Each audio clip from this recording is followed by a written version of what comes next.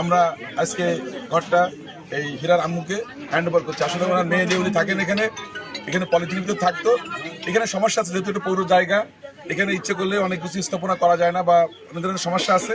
But যেহেতু তারা একটা পলিথিনের ভিতরে বসবাস করতো, তাদেরকে ছোট্ট পরিসরে তাদের যে জায়গাটুকু আছে তার উপর একটা বসবাসের, আমরা মনে করি আমরা যারা সমাজে ভালো অবস্থানে আছি বা একটু সুবিধাজনক অবস্থানে আছি, তাদেরকে সাধারণ মানুষের দিকে খেয়াল রাখতে হবে।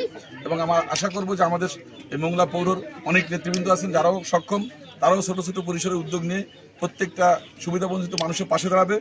আমরা চেষ্টা করব এখানকার যে সমস্যাগুলো সেগুলো ইতিমধ্যে এখানে অনেকেই আমার কাছে আসছে, বিভিন্ন ধরনের দাবি দাবা তুলে ধরেছে। আমরা নতুন সরকার গঠন করেছি, আমরা মানুষের সমর্থন নিয়ে দেশ পরিচালনার দায়িত্ব পেয়েছি। আমরা চাই তাদের প্রত্যাশাগুলো পূরণ করতে।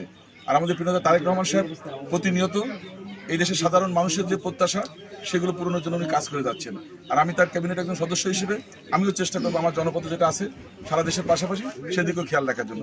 ভালো লাগছে যা তারা উত্তরের জন্য অনেক কাজে লাগবে এবং এই ঘরটা তার জন্য কাজে লাগবে। তো ইনশাল্লাহ আমি বলবো যে প্রেসিডেন্ট জিয়াউর রহমানের জন্য আপনারা দোয়া করবেন। তার সাধারণবাসী উপলক্ষে আমরা এই উপহারটা দিলাম, আপনারা সবাই এই পরিবারের জন্য দোয়া করবেন। একজন মায়ের যদি 20 বছর সন্তান না হয়, তারপর যদি তার একটা সন্তান হয়, সে কত খুশি। যেমন একজন অন্ধ যদি চোখে না দেখে, 20 বছর পর বা 10 বছর পর যদি সে চোখে দেখে, তাইলে তো সে কত খুশি। এই ঘরটা আমার কাছে যে কত কিছু, আমি সারাদিন একদিকটা নিজের পেটের ভাত নিজেই গোছাই, খাতা সেলাই করি, মানুষের পানি টানি অনেক কষ্ট করে জীবন চালাই।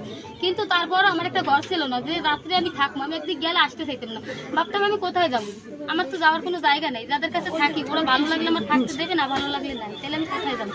আর এখন আমি সারাদিন কাজ করে আসলেও ঘরটার যত্ন নিই। আর শুধু এই বাবার কথা মনে করি, বাবা আপনি আমার একটা ঘর